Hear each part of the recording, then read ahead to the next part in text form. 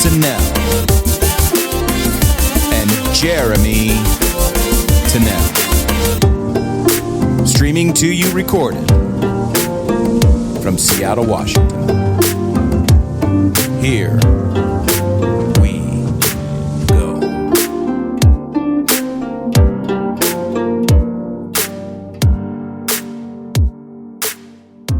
Hello, everybody, and welcome back to another episode of the PlowlinePodcast. I'm your host, Jeremy Tennell, and I'm very excited to be engaging in the conversation with my guest today, Celiane Camargo-Borges, and we are going to be diving into conversations around social construction and systems design, combined social innovation, design thinking, and transformative education.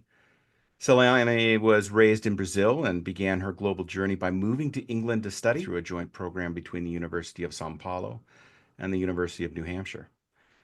Currently based in the Netherlands, Dr. Camargo-Borges is a faculty member at Breda University of Applied Sciences, where she teaches in an international master's program in Imagineering and tourism destination management.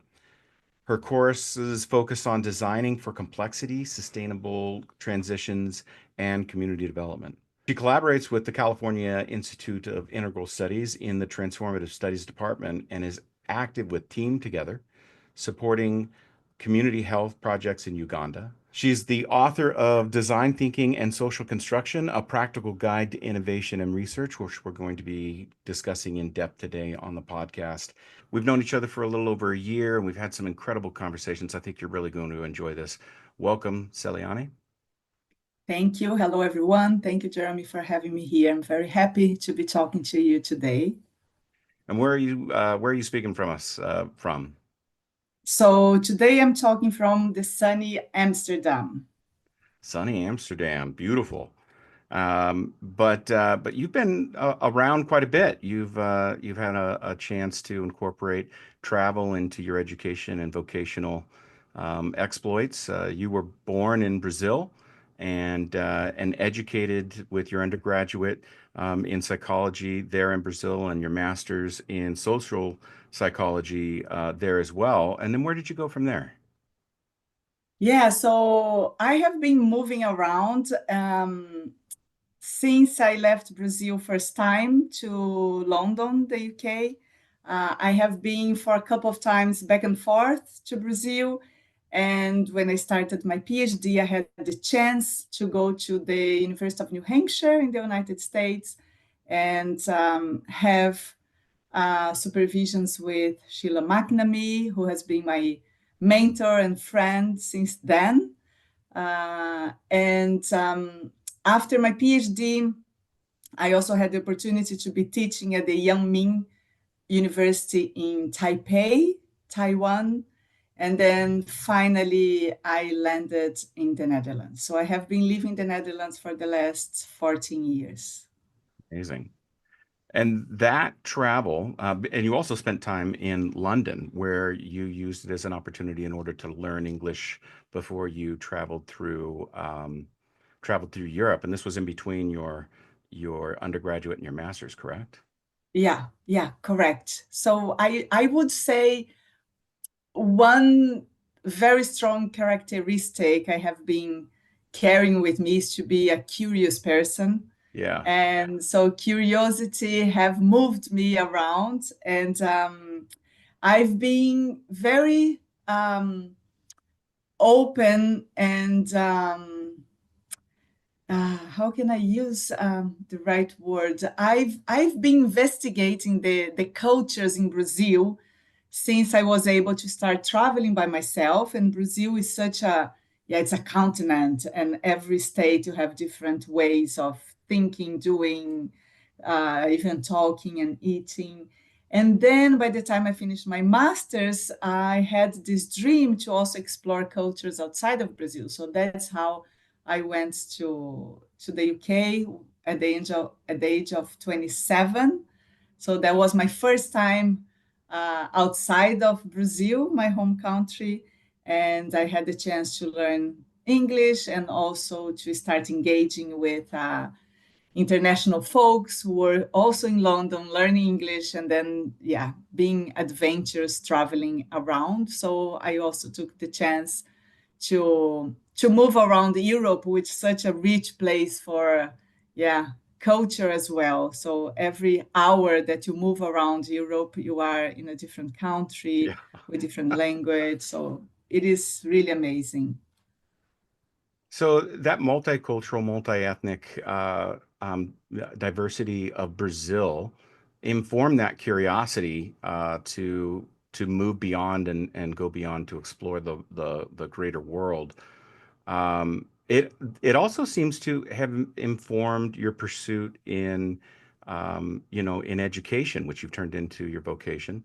Um, how has this transdisciplinary pursuit, although at times passive, but turned into a much more focused way of life for you?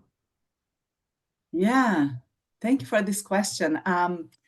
I indeed, my professional life has been a combination of this personal quest with the choices I have been making since I have finished psychology as my undergrad.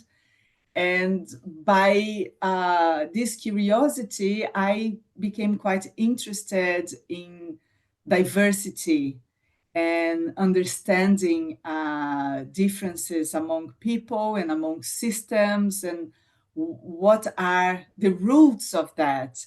And that's how I started studying social construction. And in social construction, I um, began to have the understanding that all those systems, they are not there standing alone, but they are a constant and fluid co-creation of people coming together and working together and creating this frame. And by having this understanding, you also start to realize that this creation can be temporary, can be Mm, permanent. But if it's mhm. not fulfilling our way of living, you can always recreate those systems. It sounds a bit simple. It's not that simple, it's very complex and complicated, but it gives us the chance to understand and to see the implications that we have with the system. So that was the first time that I started challenging this subject object relationship that research gives to us, and realizing that there's no such thing. Object and subject, they are always navigating together and being co-created together. Yeah, there's some huge ideas in that. I wonder when, like, was it through your education that you kind of started to have this realization that this culture, this water that we swim in, called society, called, the human culture, is not something that we necessarily are passive with, but we're active co-creators in? Like, when did that realization first kind of come to you? Hmm. Yeah, very good question. I think my first uh, travelings, when I start meeting people outside of my bubble, in relating to these people and in being in different places, I realized that I was a different person. Oh, yeah, yeah. So I first start realizing that the concept of this self-contained individual and my own personality and essence actually was also a fluid and dynamic relationship to the place, to the people. And that got me quite excited to go to even further places where the cultural shock would be bigger and I could even experiment being a different person. Yeah. Uh, and then slowly I moved my studies into communities, organizations, and systems, and start seeing how the systems change by the very process of us engaging with it, differently. Yes. Yeah, that's an incredible insight. There's that adage that travel changes you. And maybe it's not so much that it changes you. Maybe it's just that at these new environments that you find yourself in and these new contexts are bringing things out within you, that these emergent things within you that are innately within you and innately human, but can only be brought out as the settings and the systems around you shift and change. Yeah, yeah, Yeah, exactly. yeah, that's Yeah. beautiful. And one of the first concepts that I have learned in social construction, and then later I relearned from the lenses of design thinking, was co-creation. Hmm. And co-creation as a concept. So in social construction, we look at co-creation as also as an abstract concept that is this um, um, understanding that humans are relational by nature. Yes, So the very process of being the womb of a woman is a co-creation of life. yes, So the process of creating language and everything that comes from us and within us is co-created. And then later, when I engage with design thinking, co-creation is quite an important element as well. And co-creation in design thinking is more related to the creative process that we can design and facilitate to engage people in change. So I find it fascinating how such a simple concept can be so profound, so philosophical, and at the same time can become a tool to design spaces for people to come together, to be creative, to be innovative, and and to create change in a space. yeah, yeah. The way you're describing it and the words you're using they have a paradigm shift embedded within them. We're, we are taught and educated in almost all of colonized and Western culture to be separate from our environment, to be as objective as possible, to be, and especially in the United States, but colonized culture in general, were to be the siloed individual, and um, and and what we're really talking about here is we're talking about this idea of interconnection, and another word to utilize with that, which I think is a beautiful word, is relationship, is this idea of not only being in relationship with each other, but being in relationship with our environment, being in relationship with our cultural setting. Um, Mm-hmm. and that relationship automatically connotates a, a necessity that you have to stay in a place of curiosity and inquiry in order to engage it. Otherwise, you're just a passive consumer of it. Mm-hmm. Yeah, yeah. Yeah. So, when we're talking about this idea of engaging with it, and this is really where we get into the heart, making that paradigm shift of being a systems designer as opposed to a captive consumer, Mm. being a engaging in co-creating of social construction rather than just allowing social construction or assuming that social construction just happens around you and you just have to live with it. Yeah. Um, is this idea of moving from objective, uh, you know, uh, that objectivity is this thing that we're aiming for, to this dance between subjective and objective. How do Yeah. we reach those? How do we get there in our paradigm? Yeah. Um, yeah, so there's this concept from Wogar that talks about the received view of science. So we are pretty much surrounded by this received view of science, in which we believe that research and science and knowledge, to be valid, to be rigorous, needs to have this space of objectivity, this opposition between the subject and the object.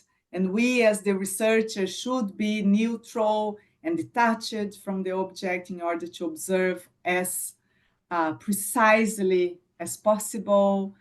And even the idea of the methods. So the method, it is almost like an entity. If you take a method and apply properly, the knowledge will come anyway. Yes, And this, I would say, still the dominant view of science, absolutely. even though I see new movements emerging, bringing new understanding and new epistemologies of what knowledge is and how we create knowledge. And from the what we call the relational turn, there are many theories now that is pretty much placing, as we say, is relationship centered. So placing the relationships and the process of being attentive to this relating, it is central. So knowledge is always emerging around that. And Yes, then you can have a knowledge that is scientific knowledge because follows some steps of a school of thought that is science. But you have also the indigenous cosmovision, for example, and then is another school of thought in which a different type of knowledge is created, also in relationships, but from different angles because it follows different processes. And then you can have poetry, and you can have, whatever you think of, this school of thoughts and places where people come together, you have knowledge being created. So in a paradigm shift that you embrace more the relationship and these constructionist ideas, knowledge is not seen in a hierarchical way, but in a more horizontal way, in which you have a diversity of knowledge that comes from different schools, from different places.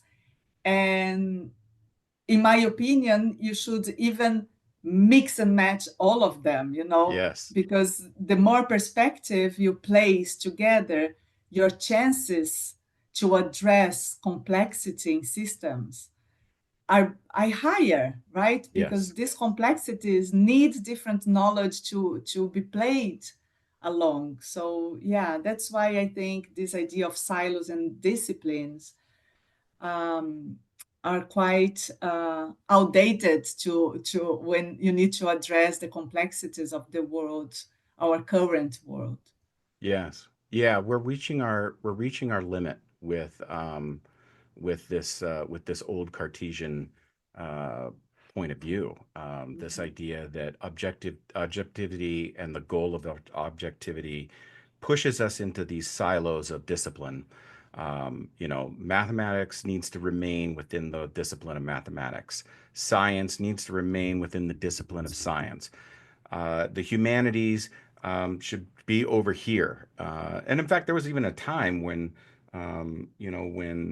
and this is the 50s and the 60s, when those areas of study on a campus were simply there as a complement, but not considered any sort of rigor or any sort of great enlightened benefit. It's just good to know those things.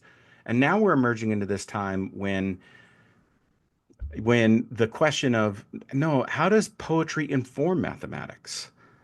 How does this idea of understanding the human body from a biological standpoint, how is it also informed from a psychological standpoint? And blending these transdisciplinary ideas is so important. Yeah. I um I wonder if I wonder if that. transition as a whole to move away from that old Cartesian is just a matter of time. Um, as new thinkers and new innovators come into the conversation, or if there's a is there a more nefarious um, reason why these things hang on? For instance, the profit motive, the power motive. Do you think that is it possible that the part of the resistance isn't just because we still have old school thinkers with us, but it's also that we have these systems in place that maybe are inherently not friendly to the very Mm, nature of being a human being? yeah, very good question. Um, yeah, I don't have an answer to that, but as you were framing your question, and we were talking about systems in change and paradigm shifts, it came to mind Thomas Kuhn Mm, and the books The Structure of Scientific Revolutions, in which he talks about how these movements um, uh, from way of understanding things and knowledge um, is so strong and framed in a society that it's taking as the ultimate truth until alternative movements start coming in and challenge it. And for a while, the dominant system will try to hold on and keep its power. But eventually, if we have different movements coming together, this truth will be dismantled and that this new movement will pick it up. And even though at Thomas Kuhn's book, he talks about when this paradigm shifts, you start having a new truth that becomes dominant. I believe that the new truth that is emerging nowadays in the life we live, it's more um, combination of different perspectives and truths in context, in communities.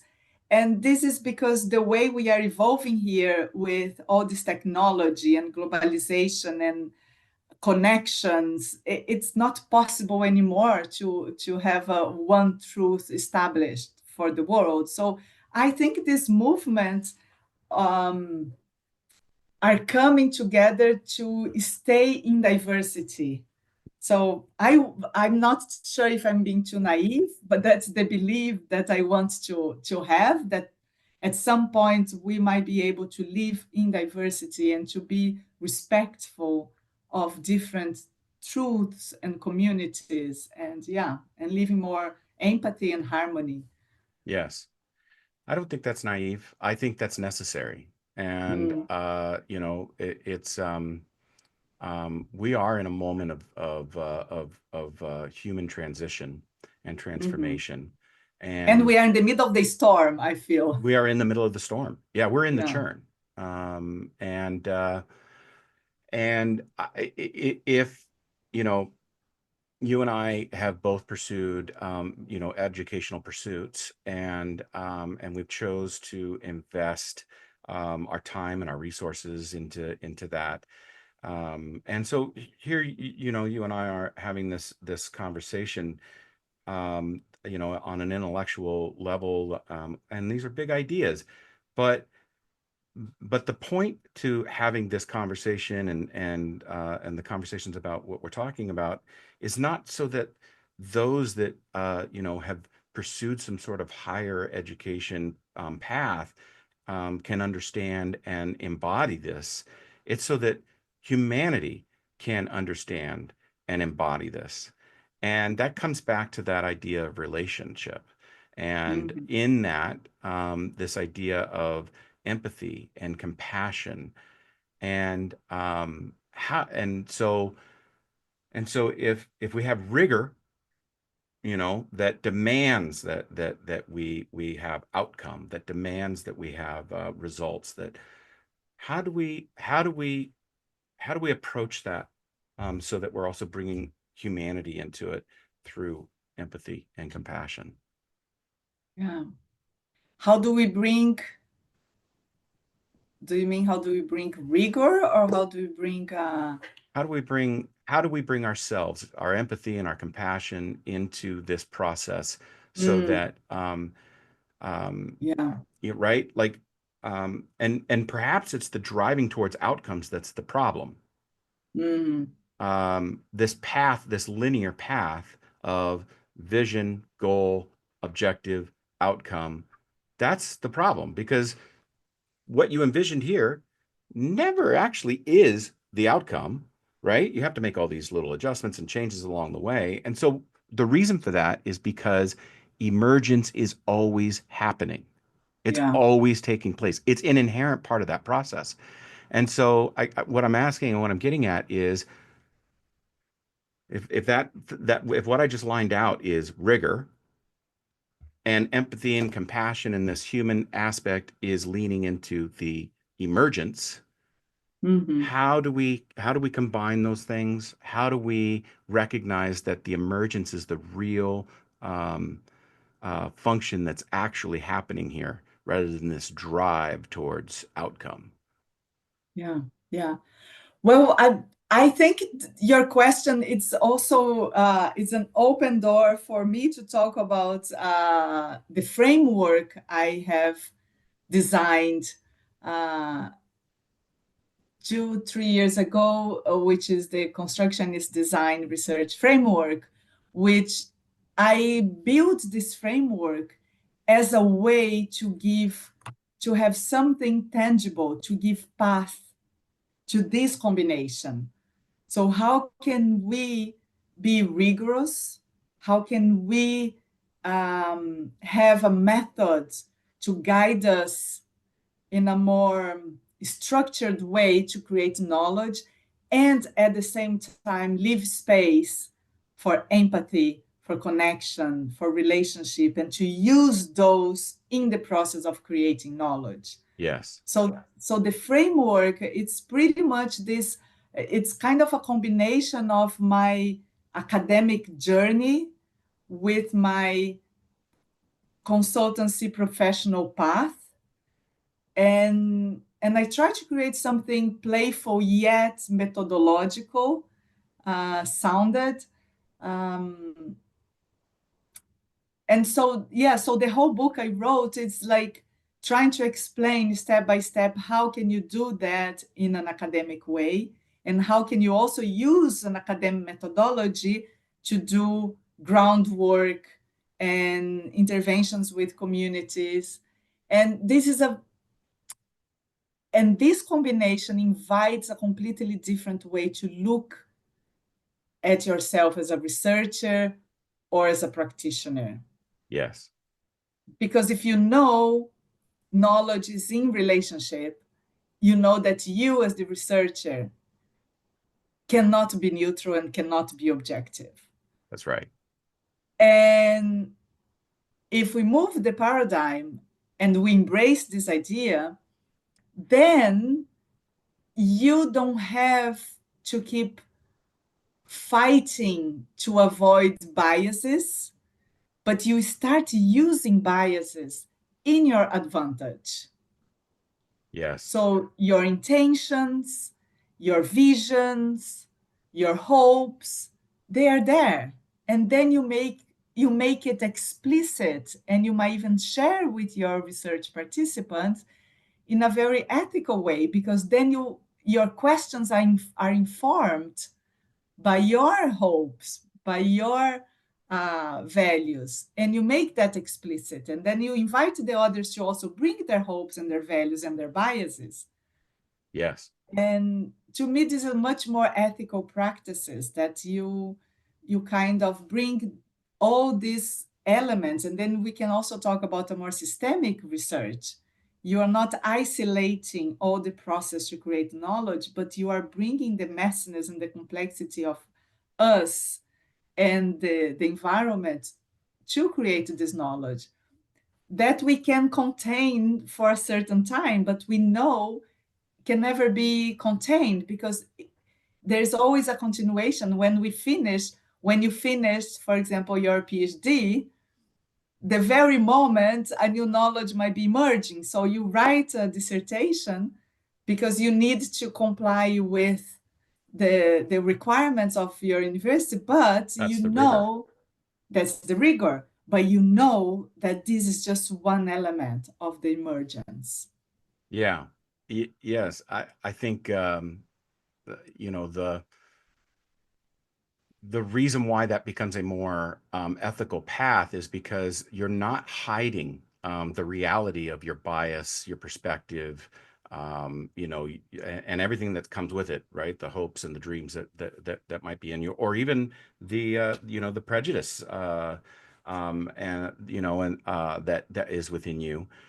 You're openly acknowledging it, and so much of what happens in a an objective, um, you know, foundationally objective format is that those things simply just get hidden behind a curtain and not acknowledged. And so when ideas in academia are challenged, those things are hidden, but they're pulled out when people say, well, that's not the way that works. Well, you're not going about that right. And what they're really saying is that comes up against my bias, and that I've written, you know, into this, and that threatens my, you know, that threatens my profit, my tenure, my whatever, right? You know, my research. And so now they're threatened rather than being in relationship, rather than understanding that as co-creators, I'm bringing these ideas so that they can be in conversation and in dialogue, so that you can bring ideas that will allow for emergent change to take place within them, and then we will dance Yeah, with it. Yeah. exactly. Yeah, The book is called yeah. Design Thinking and Social Construction, a practical guide to innovation and research. It is methodologically and research based, but there's a word you used, and I think it's such an important word because there's elements in here that are can be very much applied to you know, the non-researcher, and that's the practitioner. Just the simple idea that each one of us needs to move from being consumer to practitioner. And in doing so, we move from being, you know, passive participants to social and systems designers. Yeah, yeah. And so, you know, as we're bringing this to the, you know, to the forefront, we know what the risks are, at least we should know what the risks are of ignoring our compassion, of ignoring our empathy, of ignoring our bias. Um, what are the positive and negative consequences of bringing them into the process? Um, yeah, so this way of doing research and this way of consulting an organization or working with communities has different implications and impacts, right? Because the mindset's completely different. And when you were talking about bringing the biases in, bringing your wishes, bringing even your prejudices in, requires a different type of abilities and skills to make sure you're going to be successful in this research and in this intervention. And one of them, I would say, is reflexivity. So you need to add in your practice, in every single step and decision making, reflexivity, to stop and think about why this question, why this method, how is this connected to my way of thinking, how is this connected to the demands of the locality. So that helps you in navigating with your biases. Yes. So you make sure you're not lost in it, but you kind of use as a material to make better choices. And also curiosity enters on the way in which, when you are having some prejudice or maybe some preconceptions, I always tell my students, you need to transform the judgment into a curious question. Yes. So you don't remove it because it is in you. So it's not about this is good or bad. You live with that. But if you transform into a curious question, then you're not judging it as good or bad, but you are trying to understand where does it come from? Yes. Yes. And yeah, That so I think, so there's a dynamic in systems called feedback loops, mhm, and they're all around us. They're always happening. We're engaged in them constantly and don't quite realize that we are. And there's many different kinds of loops. Another loop is a reactionary loop, and reactionary loops we're actually quite familiar with, even though we may not know that we are, because we are, the devices that we keep and the social media we utilize on those are wholly and completely designed in order to cultivate and draw out our reactionary loops, which means I lean into my certainty. I don't inquire or question. I have my opinion and my perspective, and that's the way it is. And I'm going to like or not like what you have to say. I'm going to share or not share it. And gosh darn it, I'm going to comment with what I think. Those are reactionary loops. And the simple switch between reactionary loop and feedback loop is simply the singularity of inquiry, mhm, moving that bias simply through a singularity in the middle of inquiry that changes that reactionary loop into a feedback loop and moves it back in towards us with a mhm. question. Why do I feel this way? Beautiful, yeah. Why do I think this way? Where did Mhm, this come from?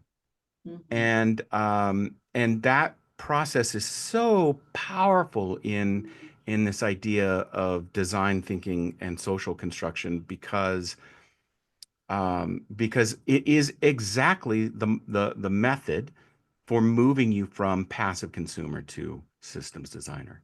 That is exactly. the beginning of the practice. Mhm, So, okay, so we're here, we're engaging, we're becoming practitioners of inquiry. We're moving out of our certainty, and we're trying to, we're trying to, cultivate, an ongoing sense of inquiry. How do we move that into the phase with another person of co-creation? mhm. Yeah, so you have this movement between your self-reflection, right? And being prepared to enter the field.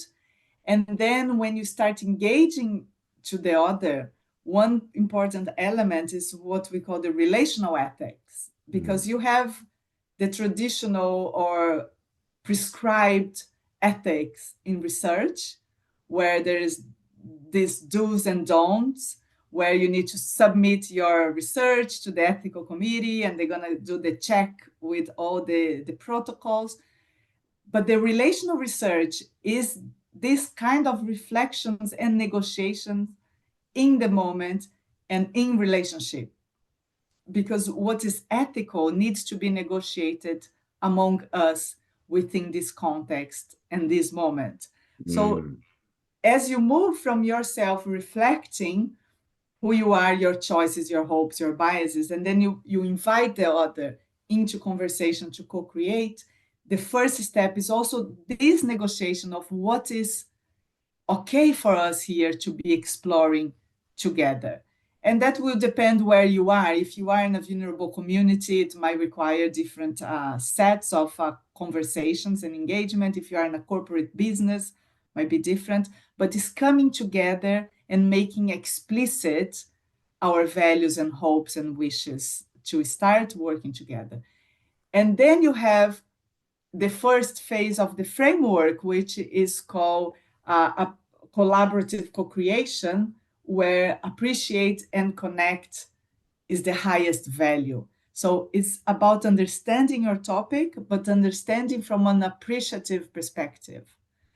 And that appreciative concept comes from appreciative inquiry, and which is a methodology that is a strength-based methodology. So it holds the idea that if we create our environment, if we live in a language of problems, we will eventually create a reality of problems. But if we start living in a language of possibilities, we will eventually create a reality of possibilities.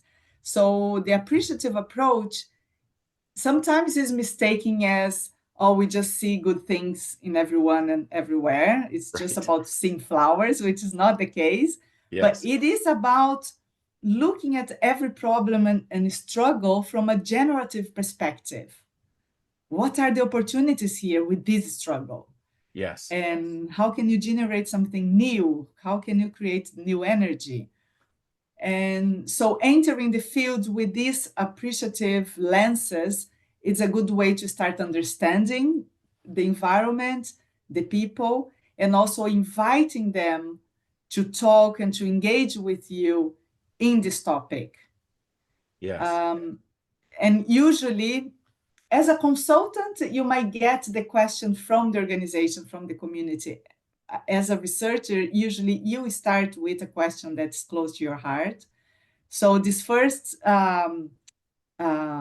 step in the framework is also to make sure that this question is not just an isolated question from yourself. Mm. So where this question might meet the questions of the people you are going to research with. It So extends, it reaches out. yeah, yeah. So preparing and setting the stage is sine qua non element for a success in a research or in an intervention. And usually people take too lightly the importance of preparing the environment and setting the space and the stage for an intervention or for a research to start. And I always get that when I'm invited to to come with my framework. This first phase, some people say it takes too long. Maybe we should already Right. jump. I already know it. Let's get And right to it. exactly, we know what we need. We know what you want. But then if you do it properly, as you go into the loop of the framework, you see that whatever comes next, if this preparation was done well, it will just go with the flow. But if you're not well prepared, if you don't set the right connections in the first challenge, the project might break. Yes. I love this. I love this first piece of the framework because it speaks to this idea of boundaries and space holding. Yeah, And we have to acknowledge that part of what we're creating within ourselves with hopes, dreams, values, are are little bubbles of boundaries within us. This yeah, is what I'm comfortable with. This is what I'm not. This is what I think. This is what I do. And those things need to obviously be flexible through inquiry. But when we're reaching out to the other, we're expanding that bubble of space, mm, and that boundary around us. And if we don't, if we don't, if we're not purposeful with that in the beginning, there's no space that you're building anything from. yeah, And so by holding that space together, you now have a space in which you can co-create. And in doing so, you are leaning into the idea that emergence is going to happen, and mhm, here is a space in which it can happen with these co-created and agreed upon values that we've come up with. Um, and uh, and so, as we're trying to create a vision and goals and objectives that we can work from, we are also now in relationship with the emergent processes that are already going to happen. And instead of ignoring them, we're acknowledging them, and we're created a mm, space so that they are able to happen. yeah, One of the things that I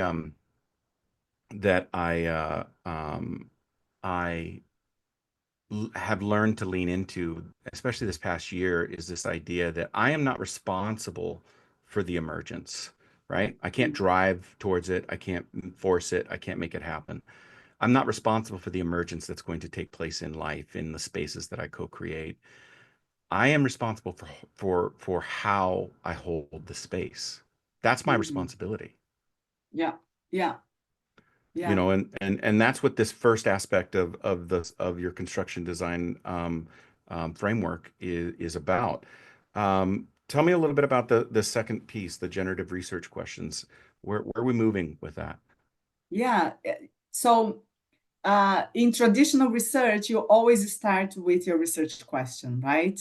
You need to have a research question to start thinking about who is going to be participating, where, and the how. In this approach, you don't frame the research questions before you have this understanding Mm, of what it is that you are doing, where it comes from, what are the biases, who are your participants, talking to them. So, creating this connection and understanding the system. And that's why, in the first phase, especially in the end of the first phase, in the book, you see different types of mapping the system because you yes. can create maps of different understanding um, and different angles of the topic and the people. And then when you bring together this mapping, you start making the drawings of connecting dots, and different ways of connecting dots might create different questions. So the second phase is about play with frame and reframing.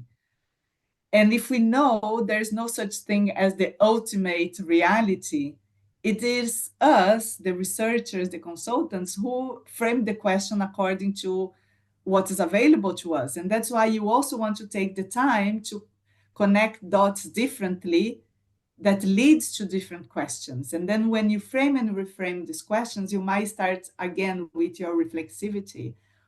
What are the paths that these questions will take me? Because Mm, as we know in social construction, the questions we ask, they are already invitations for what we're going to be finding, because they're invitations for paths to be taken. So we want to make sure we are asking the right questions and taking the paths that we believe will be the right path for that specific context. yes. So pretty much the second phase about playing with all this mapping from the first phase and connecting dots in different ways and frame and reframe. And this final question that you're going to make a decision, then will become the compass for the path to go in research or in intervention. So there's the mechanics and the methodology of what happens when you bring this linear concept of vision, objective, goals, and and you combine it with this concept of taking responsibility for the space that you hold and co-create. And Yeah. once you've got that, you now have this space that you can very safely and in a very fun way begin to play with different potential realities. Yeah, exactly. Exactly. So you see, it's different from the other research that you believe, you trust in the method, and you just follow the steps, and the reality will emerge.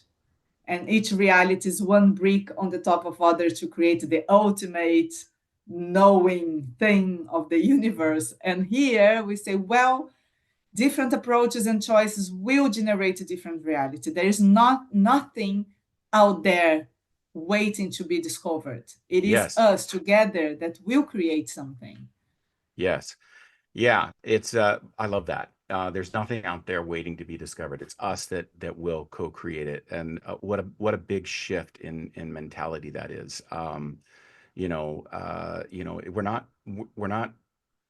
We're not in many ways this is the alchemist's stone, right? We're not digging for gold. We're transmuting you know Exactly. empty this thing into the gold.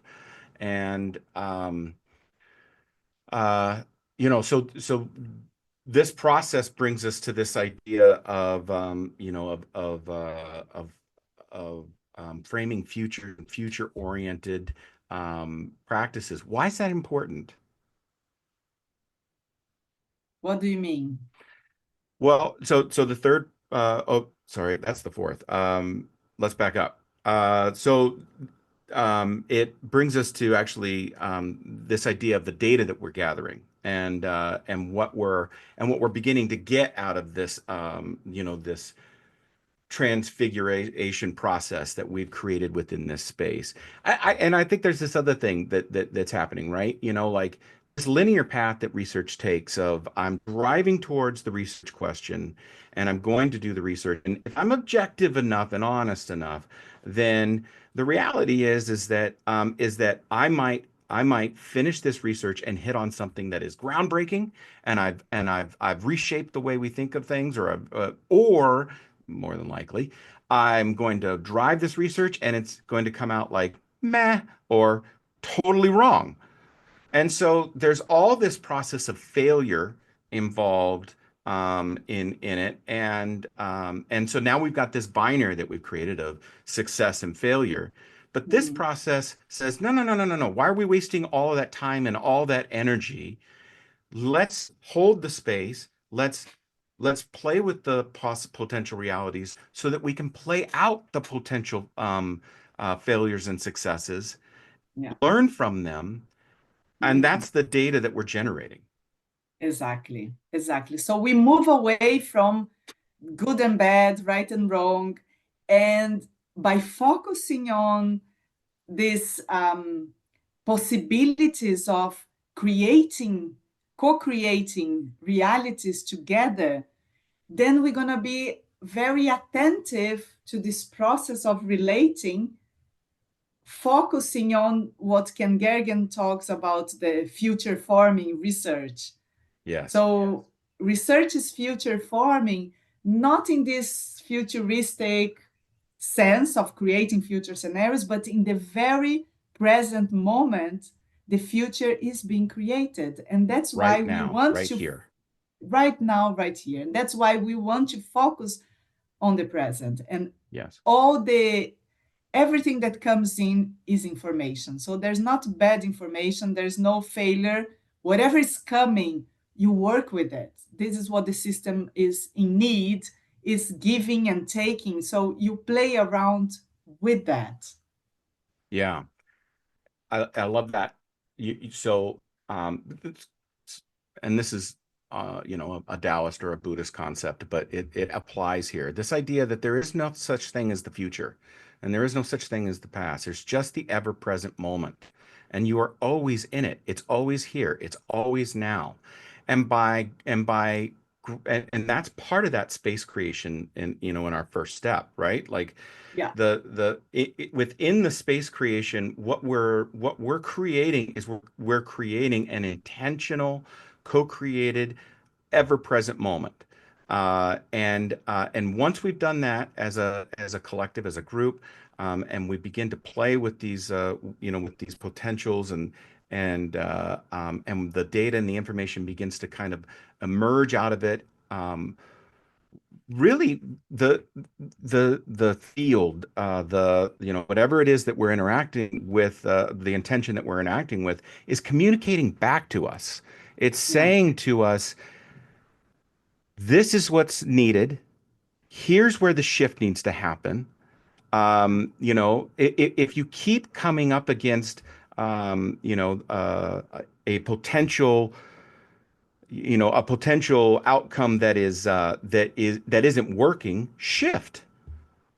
yeah, It's exactly. it's literally directing you. That's the compass you're referring to. Yeah, yeah. And that's why when we start working with data, and this is the third phase of the framework, we move away from data collection and data analysis, and we are talking about data generation and data meaning making. Because you are generating data, you are not collecting from somewhere, but this generation will also comes with some sense. And as a researcher, as a consultant, you're going to start making meaning out of it. Yes, And right. these meanings are related to, again, to the context, to your expertise. And that's why you need to be very thoughtful and reflexive to understand how do you navigate around, again, your hopes and your wishes, but in relationship to those you are working with. and paying attention, what are the voices being silenced here that I might not be aware of? So Mm. let's also take that into account. And yeah, so this phase, um, yeah, so on one hand, it's quite powerful to think that you have this power of being co-creating different Yes. reality, but it brings a lot of responsibility and accountability to how you are designing and creating and holding this space for all this data to be generated. And I have been working with this concept together with a colleague, Christine Bodford. We start playing with this concept of know being and know how, Mm. in which this phase K-N-O-W, no? No. know from Oh, knowing, no. yeah, Yeah, knowing. Yeah, no yeah, being. know being, know how. I love that. So this third phase where you are collecting, not collecting, generating your data, Yes. it the skills that you have to have as a researcher and a consultant is on one hand always having this know being, which is being in relationship, your stance of presence, your attentiveness to the context, your openness to difference. And it's about showing up without these fixed answers and valuing this process of connecting as the ground for any action. So, this is something that is not a technique, it's a way of being. That's why you Yes. have to have this know being. And then the know how is how you combine this know being with the methods, the practices that support you in co creating these meaningful actions, the methodologies. And that's when I try to bring from design thinking all these creative methodologies. So it's kind of a blend, and you embody those tools because you become the tool in itself. So it's a You are the tool. combination of Yeah. know-how. Yeah. Yeah. Yeah, I think, one of the things that, I want to be clear about is that we're not just talking about a methodology for research. We're talking about a methodology for how we engage um, with information and with systems and with problems and with solutions within organizations, within corporations, within businesses, within governments, within communities. Yeah. This is the process of applying ourselves into being systems designers, and the linear hierarchical structures that we've embedded within our culture drive us towards this idea of vision, goal, outcome, process, outcome. And when we reach into this space, when we reach into the systems designer space, everybody becomes everybody within that conference room where you're discussing Yeah. this, and you've created the space, Yeah. Exactly. and everybody becomes the analyst. Everybody becomes the generator of ideas. Everybody becomes all of us are now playing as nodes within the systems designing process Mhm. in which we are moving down this path. And you can move very quickly towards new solutions and emergent outcomes that can be beneficial to you, rather than, well, we got a problem with this end of our sales model. We need to figure out how to fix it.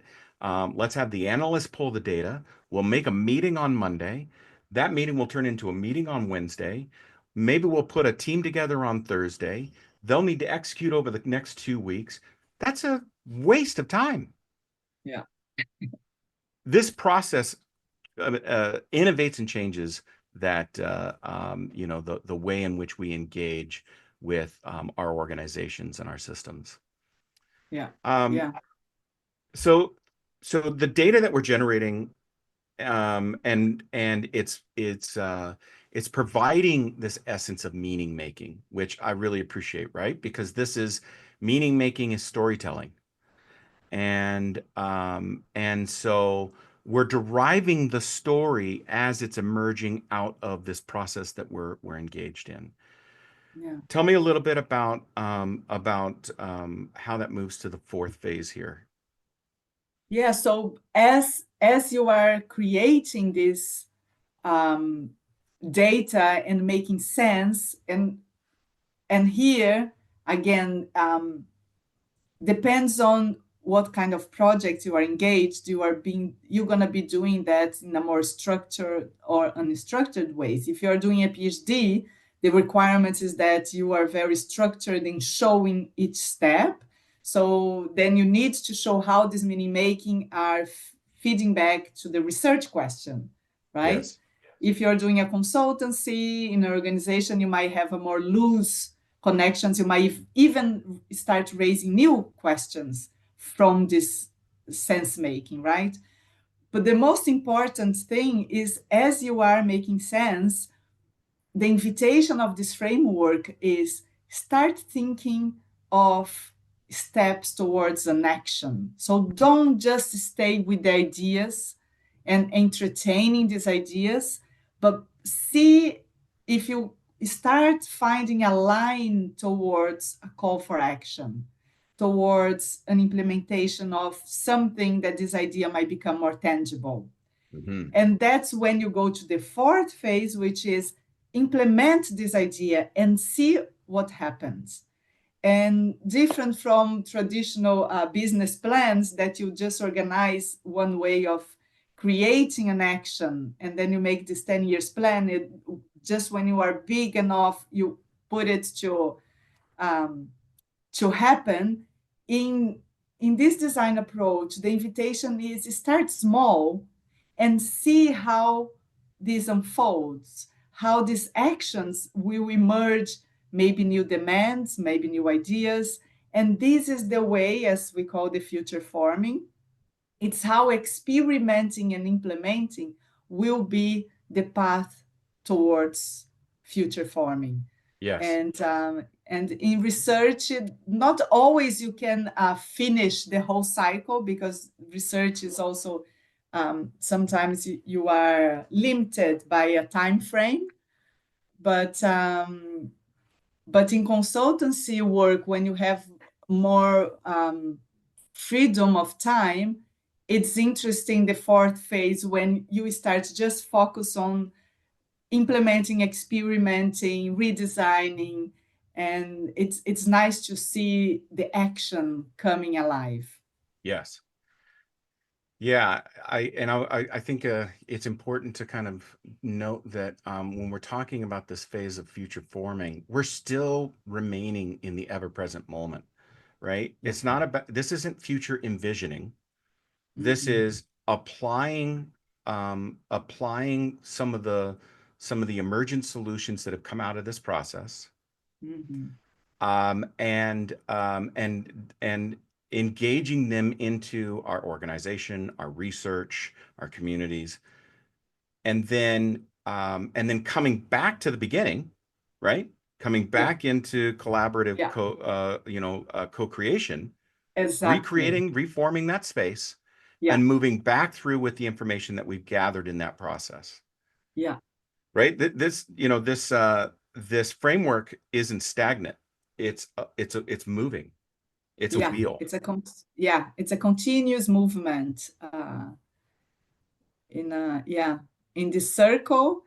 And I would say sometimes it doesn't even need to be a circle that follow the four steps. Sometimes you kind of jump here and there depending Certainly. on what you are finding. Yeah. Yeah. Um, yeah, I think that's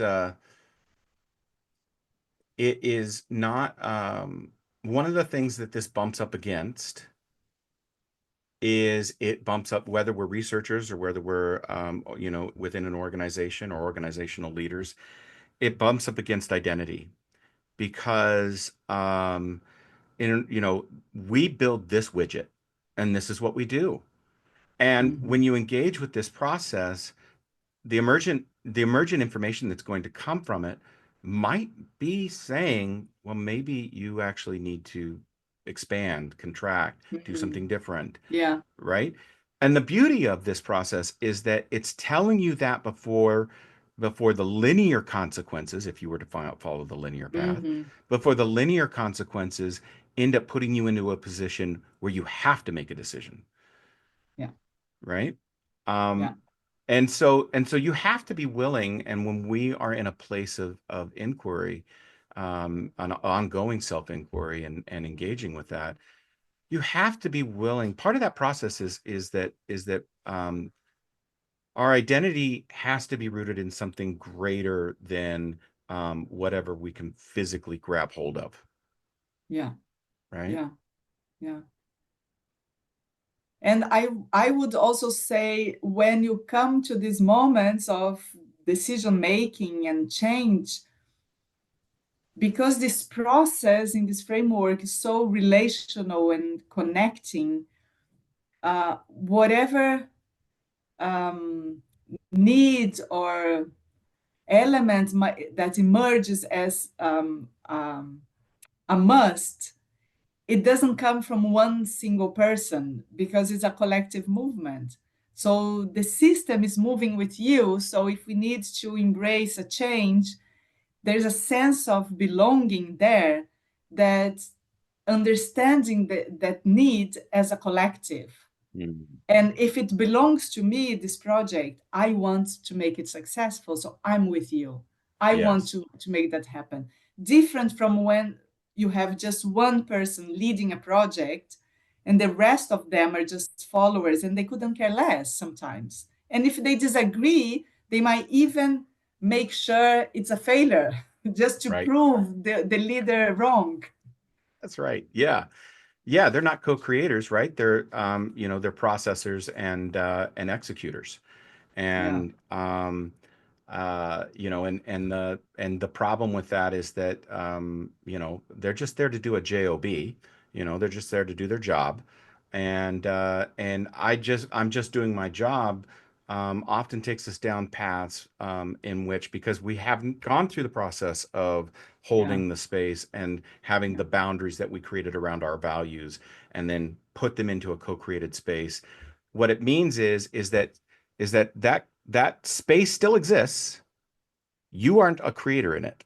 And because you aren't a creator in it, you can hold whatever values you want for yourself.